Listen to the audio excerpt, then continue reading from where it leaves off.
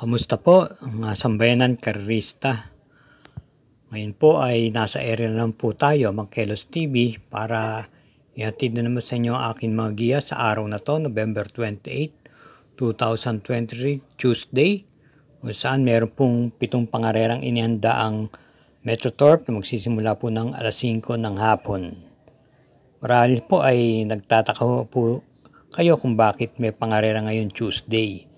Sa akin lang pong palagay, gawa kasi nung November 30 is Bonifacio Day na holiday, ay dapat po may pangarera basta holiday, pero gawa nga pong respeto na lang sa pagiging National Heroes Day o Bonifacio Day, ay hindi po pwede magdaos ng pangarera, kaya inilipat nila po ngayong araw ng Tuesday, November 28. O di naman po kaya, baka naman po dahil malapit na po ang mga holiday season, na tulad ng kinagawian noon, basta gantong panahon na ay nagdaraos po sila ng 5 pangarera sa loob ng 1 linggo, at nataon naman po dineklara pong holiday ang Tuesday, November 28.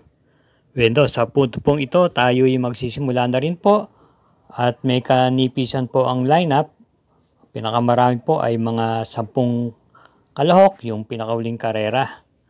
Halina po, samahan niyo po ako. Karera numero 1, start po ng winner take all, races 1 to 7. So isang 3-year-old maiden race at tatakbuhin sa distansyang 1,200 meters. Meron lang po tayong 5 kalahok dito. Ang ating pong napiling pampremera at sa akin palagay medyo angat na po ng bagya sa laban, yung numero 5, Crossing Bell, na rerendaan po ni Mark Alvarez. Ito po ay dumating ng segundo noong November 22 kay Mahusay ay, at siya ay nagtiyempo pong 1 minute and 14 sa naturang distansyang 1,200 meters.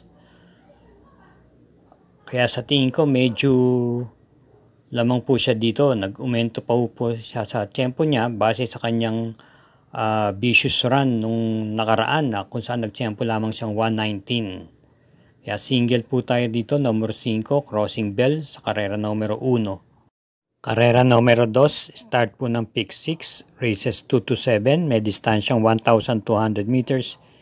Isang class 5 split, group 5, may 5 kalahok po tayo rito. Ating pong napiling pampremera yung numero 1, Avenue Shopper, na muling papatnubayan ni MP Cañete. Ito po'y dumating po lamang ng pang-siyam noong November 18 kay Abacada.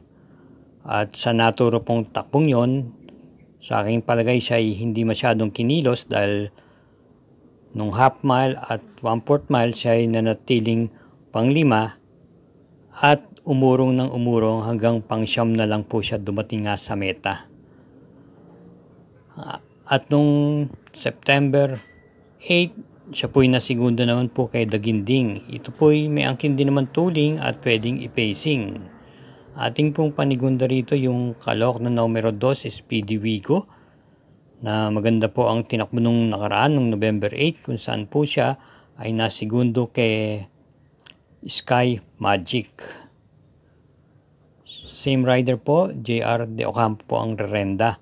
Kaya ating pong pili dito sa karera numero 2, pampremera numero 1, Avenue Shopper, at panigundo yung numero 2 na Speedy Wigo. Karera numero 3, start po ng pick 5, races 3 to 7.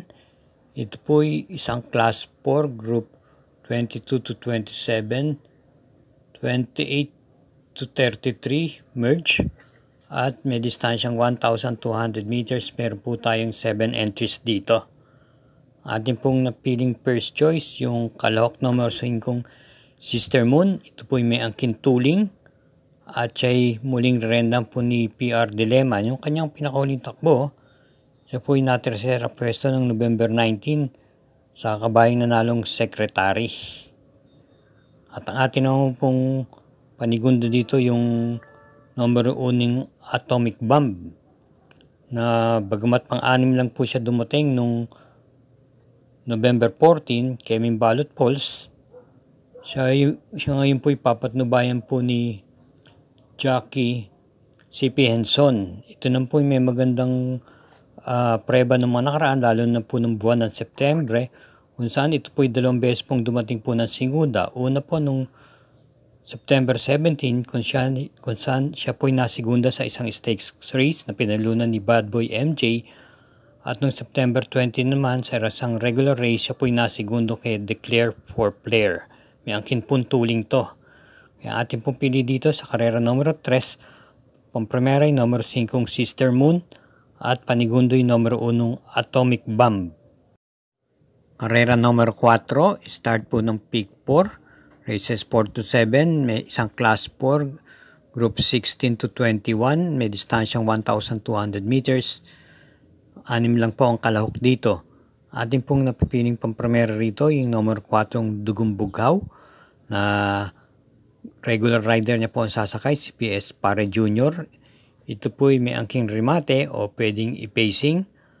At nung pinakahuling takbo niya nung November 12, siya po nasigunda po kay Doña Chichay. Ang ating pong panigundo naman dito yung galing sa panalong numero 1 Hot Rod Hearts, na pwede rin naman pong makipagsabayan to sa unahan at pwede rin naman po to sa hulihan manggagaling. Siya po nanalo nung November 17 kung saan tinalo niya po si Kalangaman Island. Ang renda po sa kanya, same rider pa rin po, JT Pabilik. Kaya ang ating pong tip dito sa karera numero 4, pampremera numero 4 Dugong Bughaw, panigundo yung numero 1 Hot Rod Hearts. Karera numero 5, ito po isang class 5, group 11 to 15, tatakbuhin pong sa distansyang 1,200 meters. Meron pong 7 rehistradong kalahok dito. Ating pong piling pampremera yung galing sa panalong numero 4 Hook the Hustler, na may angkin tuling.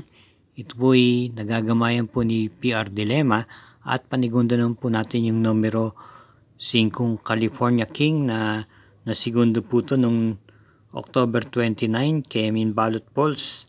Dan Camanyero po ang pumatong. Cambio dinete po, JT Pabilik na po ang renda. Ito po ay may angking remate po at naipipacing din po naman. Kaya ang pili po natin sa karera numero 5, pampremera yung numero 4 Hook the Hustler, at panigunda yung numero 5 California King. Para po sa mga karagdagan info o updates, huwag po tayo makakalimot mag-subscribe, i-share, at gayon din po naman i-hit ang like button. Salamat po. Karera numero 6, penultimate race na po. Ito po ay tatakbuhin sa distansyang 1,200 meters, ang class 5, group 6 to 10. At meron tayong 7 entries dito, isang couple yung numero 1. Ating pong napiling pampremera rito yung kalahok numero 7 Crazy Colin, na papanupain po ni C.A. Reyes. Ito ay malamang pong madihado pa po ito rito. Ang kanyang pinakahuling takbo po ay nung August 26 pa, kung saan po siya dumating lamang ng panlimang pwesto kay Hang Loose.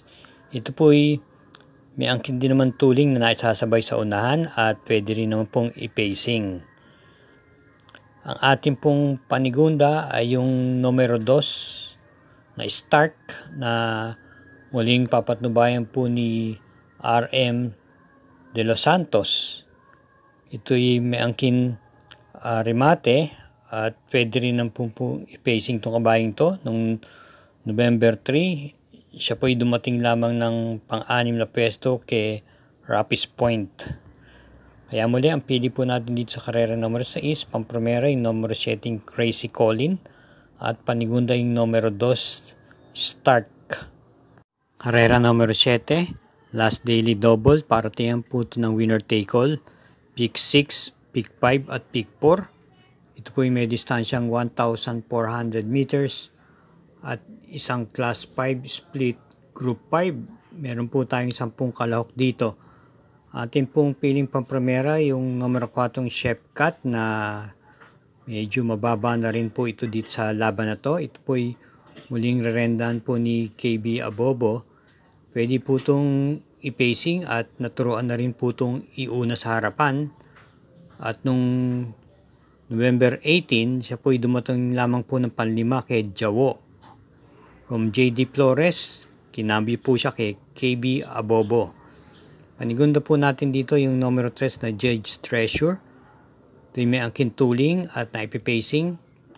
2 beses na po ito dumadating ng tersera pwesto. Ang pinakahuli ay nung November 10 kung saan na tersera siya kay So Humble, at nung November 3 naman dumating din ng tersera kay Mustang Sally.